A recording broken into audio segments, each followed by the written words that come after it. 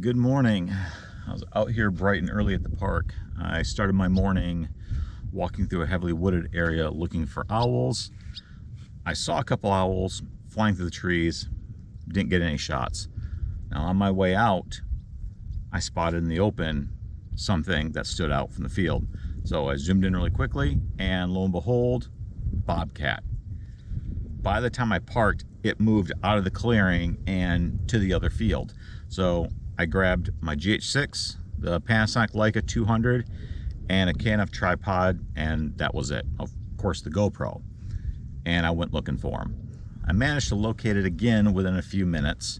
I was out in the open. I had a little bit of cover at the time, so I just kind of settled down and tried to get some footage. Now, as most wildlife photographers know, a lot of your shots are butt shots. It's the subject walking away. And a lot of times that's because we're trying to move behind the subject to avoid being seen. So when it was moving and hunting, that's when I was moving, trying to get into a better position.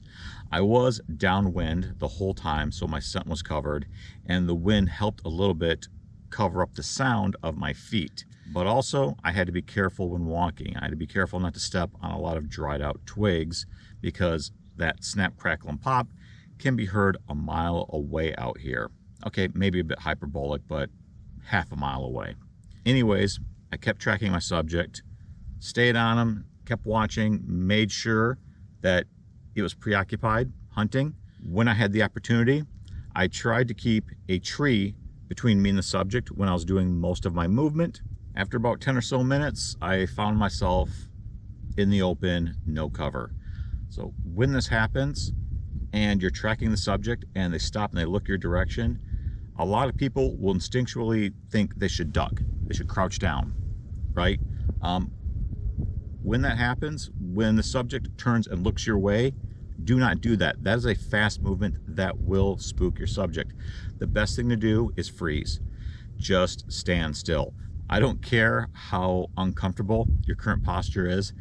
Stand still and wait and see if the subject goes back to what they were doing. Now, sometimes you got to wait a while, but it's worth it. I waited about 5 minutes after it had noticed me, and then something happened that I did not expect. The cat started moving towards me, closer and closer and closer. Like that, I've actually never really had happen before. Came in really close, checked me out, and then it scooted on over the hill. My heart was just racing. I was so excited. Now, the whole time I didn't do any commentary. I've seen some photographers and hunters do like this extra commentary. They're like, hey, I can see him right over there and we're gonna try to get a picture.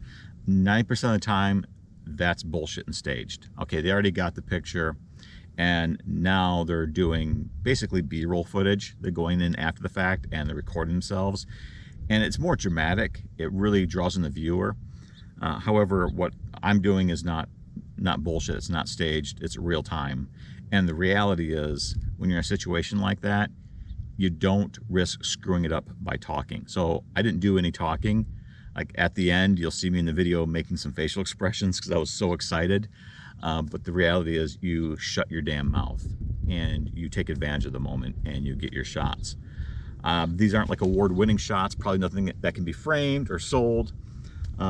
Maybe stock video, but overall, as a wildlife enthusiast, that was really awesome. I mean, have him walk in right close to me, look right at me, and have that moment. I wasn't scared. I know they're a predator. I know people have been attacked by bobcats. Normally, that's the two causes of that has been somebody coming up on a bobcat and her kittens, or cornering a bobcat accidentally, like in a garage.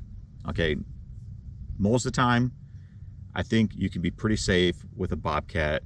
It's probably not going to attack you. And for those of you who are still like, oh, I don't know, I would have been terrified. You got to remember that any animal, including humans, can attack you for no reason. All right, even if they're not a predator. I've known people that have been bit by bunnies. Okay, so I don't really worry about it. I don't worry that, oh, it's a predator, it has teeth and fangs. I'm not worried about that. Whatever happens, happens. I'm in the moment and I'm enjoying it.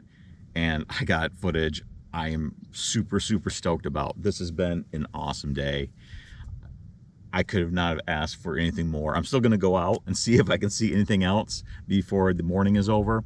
I try to leave the park by noon because it turns into a bit of a cluster with all the visitors, you know, for hiking and sightseeing, which I get it. It's a beautiful park.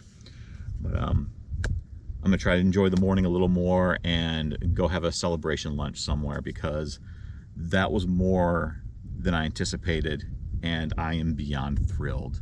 So maybe I'll have more for this video, but if not, thanks for tuning in, and I will see you again next time.